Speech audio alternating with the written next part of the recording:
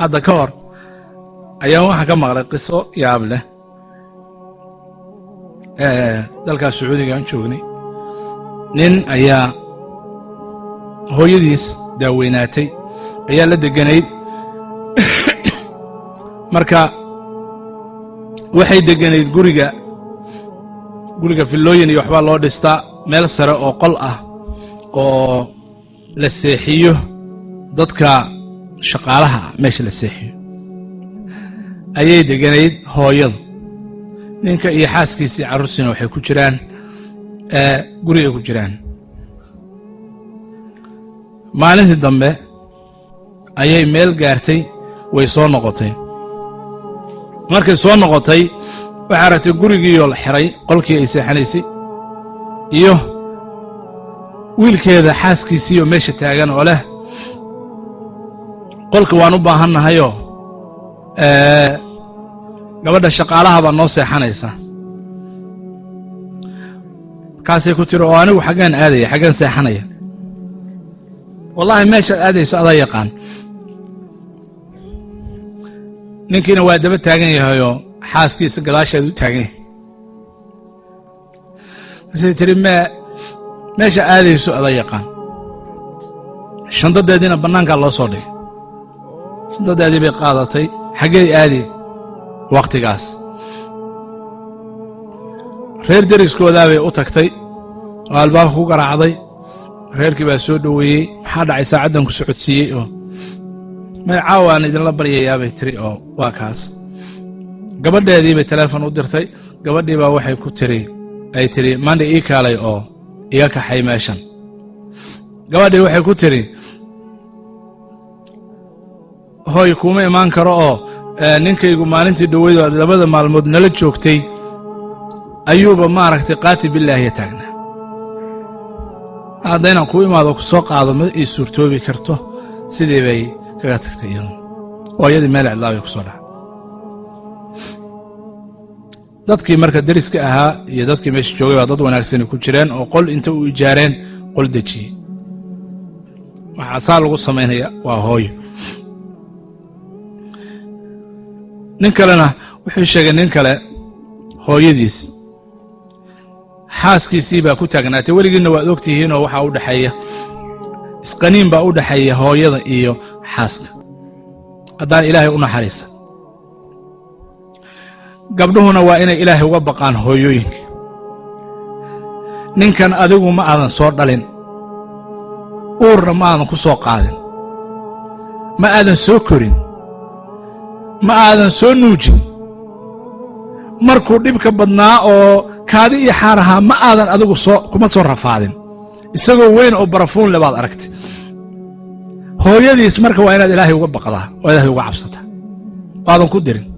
oo aadan ka goyn maxaa yeelay haddaa adigu saas samayso gabaryaha adigana carruurtaada saa kugu samaynaysa hadaad ninkan hooyadiis iyo aabbiis ka goyso adigana carruurtaada kaa goynaysa gabadhaas waxay samaysay marka waxay tidhi hooyadaa baa isixirtay hooyadaa baa maaragtay waxaas iyo waxaas nagu samaysay hooyadiis bay ku taagnaatay islaantiina waxay leedahay war waxaas anigu maanan samayn nin sheekhoo marka imaam masjiday u yimaadeen oo wuxuu yidhi waxaa ii yimi ninkii iyo walaalkiisoo ka weyn waxay leeyihiin na kala xukun marka islaantiina waa calacalaysaayo duqdii maamadu waxay leedahay war anugu waxaa maanan samayn maanan ku sixrin gabadhii waxay tihi yacni wiilka xaaskiisii meel aan kacbada ahayn oo dhaartaada aan ku aqbalaya ma jirto kacbadana gey ha ku dhaarato halkaa hadday ku dhaarato halkaasaan kaga haray meeshii baa la tegey kacbadii baa la tegey hooyo oo haddana dulman bal ka waran adig waxay noqotay marka meeshii markay ku dhaaratay inay ilaahay u tadarrucdo dulmiga ay ku samaynayaan wiilkeeda iyo xaaskiisa wuxuu leeyahay wiilkii weynaa oo hooyadiis isagu kaxeeyey oo soo celiyey markaannu kacbadii ka soo noqonnay oo aan maamadiina meel aniga soo qaaday gaari soo saaray ninkii iyo walaalkay iyo xaaskiisiina gaari kale ay fuuleen magaaladii kale markaanu nimo soo noqonnay waxaan maqalnay intay jidka soo socdeen in gaarigii la gadoomay meesha ay ku dhinteen waa wiilkii iyo xaaskiisii waa inaad aad uga cabsataa ducada waalidiinta ducadooda waa mustajaab xagga khayrka iyo xagga sharta labadaba waa inaad marka ka digtoonaataa xagga sharta inay kugu duceeyaan ama kugu habaaraan maalin dhawid baa waxaa lii sheegay maamo wiil dhashay wiil bay dhashay wiilka iyadaa haysoo guriga ku haysa iyadaa korisay waa nin weyn waaye qaadkuu bartay qaadka markuu bartay waxoogaa oo daroogadii qaadku ay gashay oo jidhkii la qabsaday wuxuu uga gudbay inuu raadiyo daroogo ka xoog badan qaadka in badan hadda way ka jirtaa meelaha markaasaa waxaa lagu darayaa kiniini baa lagu daraya waa lagu xoojinaya maxaa yeelay jidhkii waxaa la qabsaday daroogadii qaadkaa la qabsaday kiniinigaa markuu ku daro xoogaa daroogadii waa ka xoog badan tahay sidii tii lafteeda waxoogaa markuu wado waa la qabsanaya wuxuu uga gudbayaa marka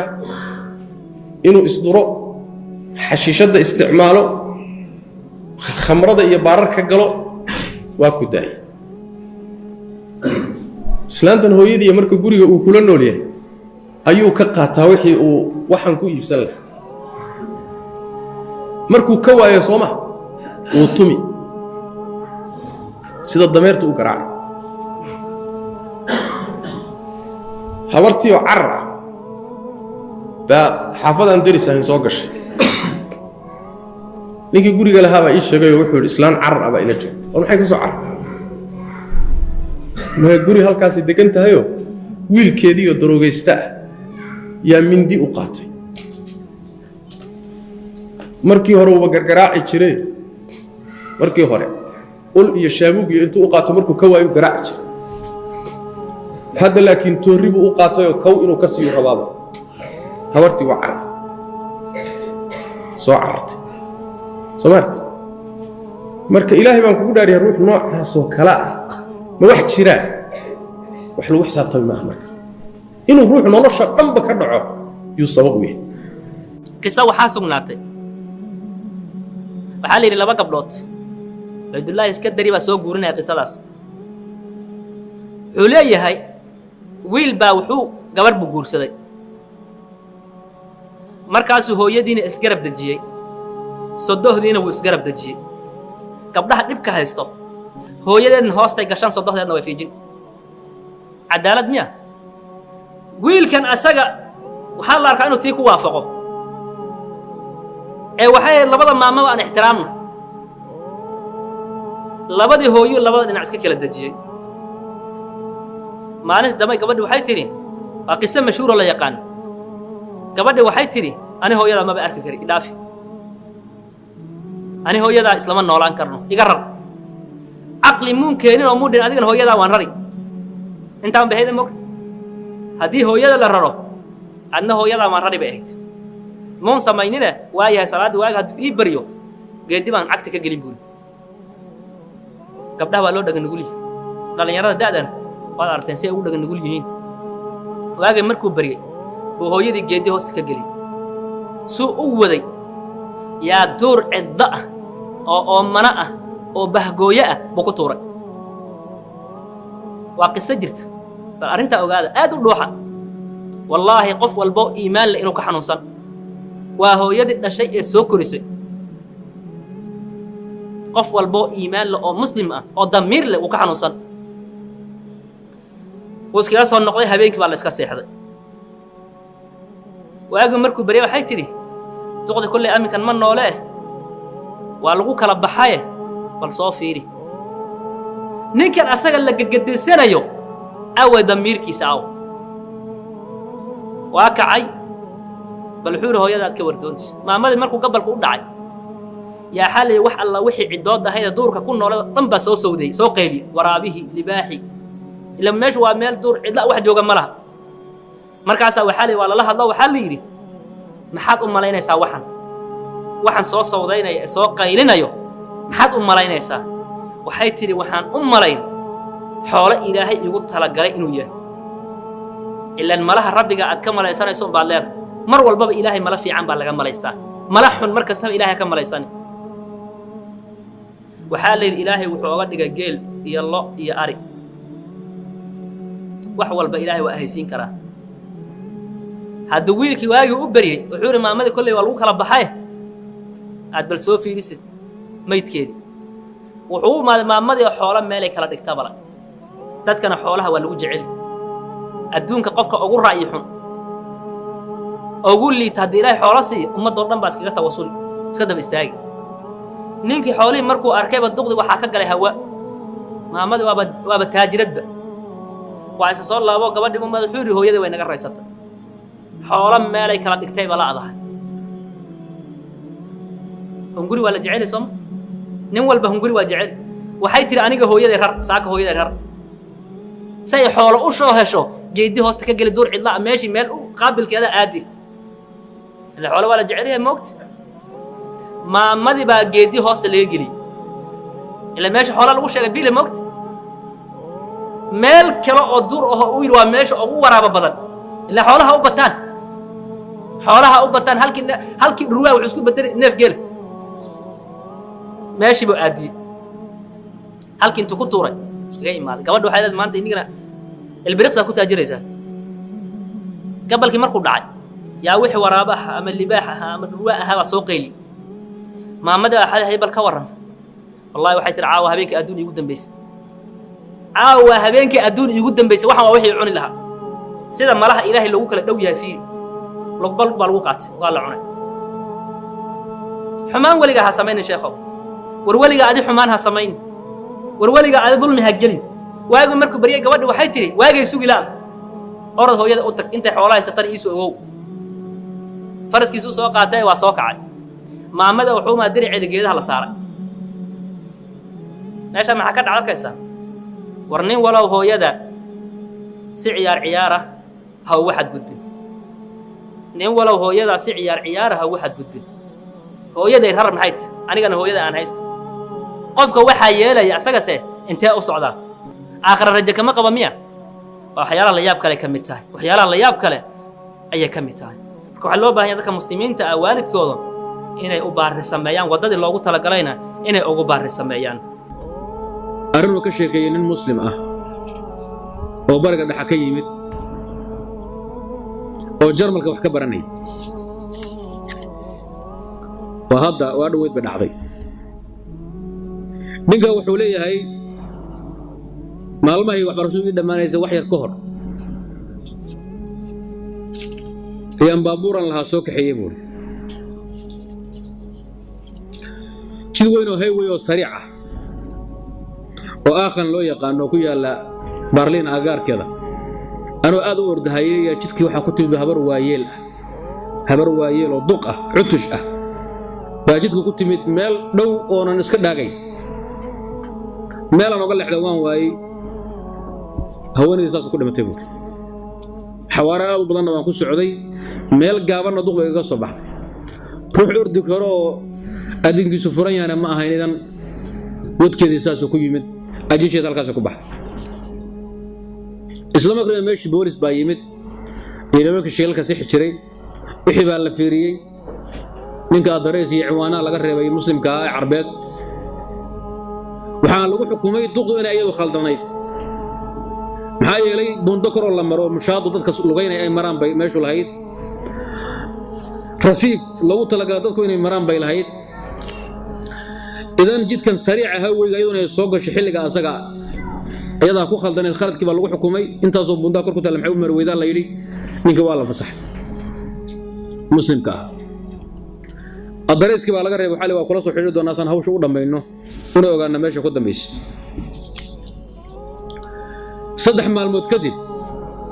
ba wuxuu leeyahay ninka muslimka waxa soo wacay wiil isku sheegay inuu yahay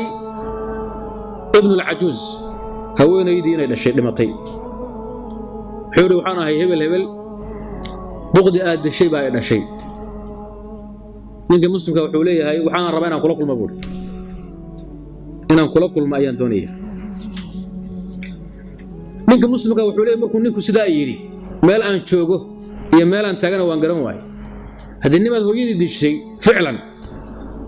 maxaad ka suga adugu nimaad hooyadii dishay hadduu waxaan doonaya inaan kula kulmano is aragno waxaad ka sugi inaad meesha ku baxdo annagu malagaabaa galay wadkaabaa galay saad hooyadii u dishay kii naftaada u qaadi lahaa way odhanaysa aan saas waxa anagu aan sugayna way dhaqankeenna markaynu eegno meel qaadaan waay buuri waxaan la ballamay 3 bari kadib 3 bari waxay ugu noqotay buuri hal saac لأنه هو 3 bari aan filhayo uu ninka markaan kulanno ama inuu idilo naftiga goyn ama aan ka goyn وفعلا انه حتى هذا اجنبي او مرتئه او لاجئه تبربن aan lahayn nimankana jariimadu waa u fududahay marka inuu intuu baanday iyo ciidan soo kaxayso naftaba laga qabto ayuu sugaya aduu qof garir fara badan iyo walaahow fara badan iyo wadna fog fara badan iyo wadna garaac badan kadib maalinka aan la ballamay baa la gaadhay aroortii oo aad u qabow oo baraf uu dhacayo aad u qabow yaan dhidid iska tirahayo buur dhidid haylen kaanna ma yusaaquna ila al-maut wa hum yanzurun way hawl culus saandid ku tirahayo kolba antishka u qaadanay ya saacadi jaratu soo dhacay gambeelkii baa la garaacay guriga albaabkii waan furay anoo girgirirahay oo lagu xajin la yihiin le mar hadaad aad u cabsato lagu ku hayn maaya cabsina mid buudiyaha kaaga shaa kugu dar haday kaaga gasho calooshii iyo wadnaha iyo meelahaas oo dabayshu xabadka kaaga gasho baa ku ron way ka tagi durba laakiin buudiyaha haday ka bilowdo waliga taagnaan mees kaadina cashan mees ruuxaanu taagnaan la ayaa albaabku furay nin dhalinyaro quruxsan oo dheer oo wasiim oo muusoonay yadu gacantiisa taagay anigu idin dilay la soco dubaninka muslimka wuxuu bilaabay inuu ciidaarto hashkadeeyo yaani inuu khaldamay inuu wax ka diyaar u yahay inuu maktab bixinayo hadinimad hooyadiis tisho ku dultaa kaana xog badan wadankiisina jooga iyo adoo marti ah markaan calaacalkii iyo hantaati iga dhamaado yaa wuxuu istaji waxaan anagu u imid inaan kaaga mahadnaqo dilkaad hooyadii dishay waa arrin dhacday way ma aha wax sheeka way jarmalka jaadiko dhan baa qoray caalam islaami baa laga qoray waa la yaqaan ninkii baa noola jooga nin culimo la yaqaan arrin hawsha ay qabsatay wuxuu waxaan u imid inaan kaaga mahadnaqo dilkaad hooyadii dishaan u imid buuri maxaa yeelay arrin aan sugahayay buu 10 sano ka badan aan gaadahayay baad ii fududaysay si gaaban oo aan shaqo ku lahayn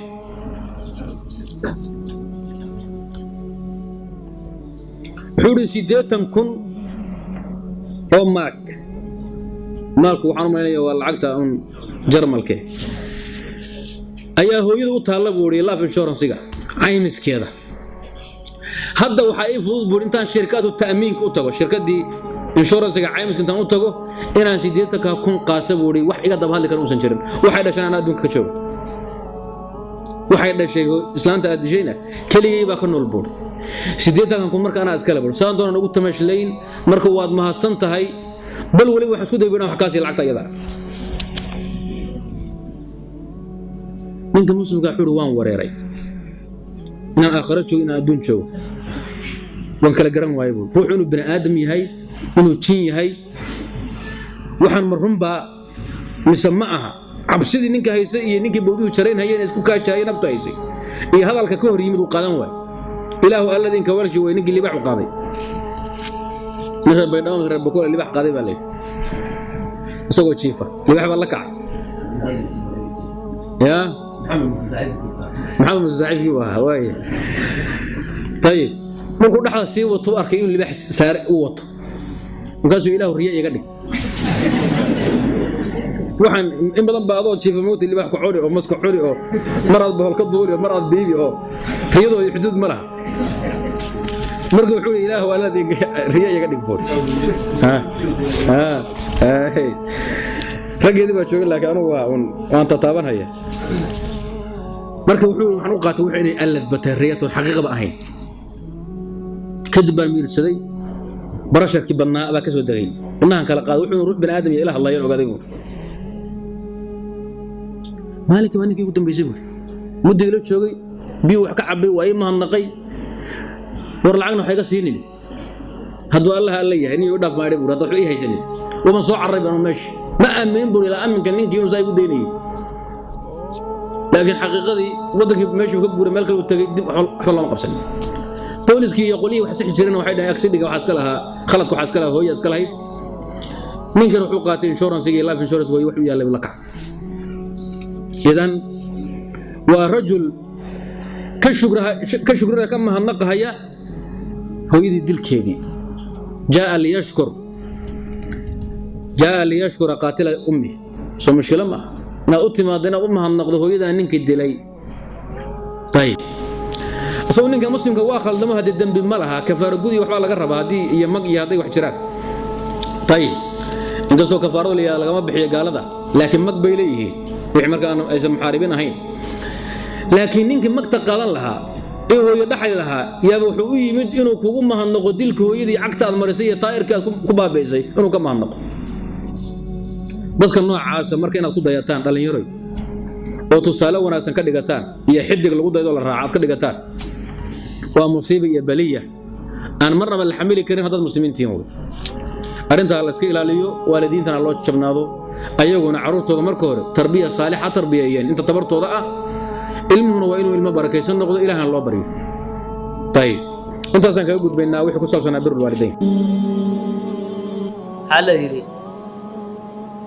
wiil baa jaraa'id waxaan ka akhriyey wiil baa daarul cajsa wax la yidhaha jira daarul cajsa waxaa weeye kuwan reer galbeedkaa sameyn inkaa rabbi qabaane reer galbeedku walad iyo waalid iskuma ixtiraamaan ilmaha markuu qaan gaaro way fiijiyaan shaqaysay dhahaan asaga waalidkiisana ey iyo bisadu u dhiibaa meel guri dawladda ay biil ku siisaa lagu tuuraa ilaan waxaan wax diin ku dhisanba maaha in badanoo marka muslimiin sheegan baa fikraddii qaateen ilaahayna sharcigan wuxuu u soo dejiyey ilmahan markuu yar yahay labadiisii waalid inay tarbiyeeyaan oy dhaqaalayaan oy koriyaan markuu weynaado asagana labadiisii waalid inuu dib u koriyo sharciga islaamkaasaana baray ama gaaladaasa maa kan yarka waa la fiijin hadhow ka weyn markuu soo dhacana guryaha maxaa lagu tuuray meelaha lagu xanaaneeyo wiil baa wuxuu yidhi war hooyaday waan ku rafaaday intuu qaaday yaa wuxuu geeyey guryahan dadka waaweyn lagu xanaaneeyo oo dawladda ay wax ku siiso maalin dambe maamadaysay meesha ugu cadaabnayd yaay farriin soo fartay waxay tihi wiilkaygi halla igu soo yeero wiilkii baa loo soo yeeray ruux weyn wadkii wuu yaqaanaa baa li maamada waxay ogaatay ega inay adduunya u kala dhammaatay waxay tihi hooyay dhegayso ani adduunya waa inoo kala dhammaatay sida ii muuqato laakiin waxaan kuu dardaarmi bay tihi gurigan aan deganahay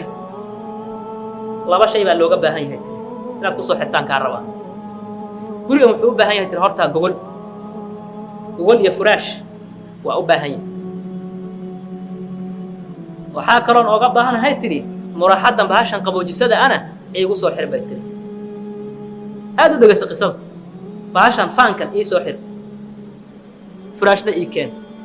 wuxuu yidhi 7 sanaan meeshaa ku cadaabnayd imaadan weydiisanin faankan inaan kuu xiro furaashna aan kuu keeno maantood ilgeeriyaad leedahay maxaad ii weydiisanaysaa waxay tiri ani waan socdaaye oo ma baahniy berri adi unbaa lagu keeni adaan kaasii naxya kolba ilmahaada caasinimada waa dayn lagugu leeyahay intaad igu samaysay ilmahaada kugu samayn si aadan berri meeshan ugu gubanin anaa ku gubtee dhagaxana oon kuu qabanin firaash la'aan hadda sii diyaarso hadda waa lagu keenin boos kale waa dayn wallahi waa lagaa goyn waalidkaada intaad ku samaysay wallahi waa lagaa goyn wallahi magac ilaahay baan ku dhaartay waalidkaada intaad ku samaysay waa lagugu samayn maxaa yeelay nin baa waxaa la yidhi aabbihii intuu qaado indhoolaabu geed hoos fariisay wuxuu yidhi geedkan saad ma yahay saa ma yahaa iskaga kay tag buuri aabbahay baan meeshan oga tagaye anigana igaga tag guriska dhaq way dhammaatay waalidkaada haddaad wanaag u samaysay ilmahaadu baa ku wanaag sameey waalidkaada haddaad caasi ku noqoto waad beeranaysaa waa beeraad tabcanayso waad unkoosan khalaas hadhow adigana ha wareeri wiilkaadii oo kuu gacan qaadi wiilkaadii oo ku afxumayn markaad aragto waa wax aad tabcataye ee kula xumaanin haddaad wanaag u samaysana wanaaggii unbaa kuu yaallo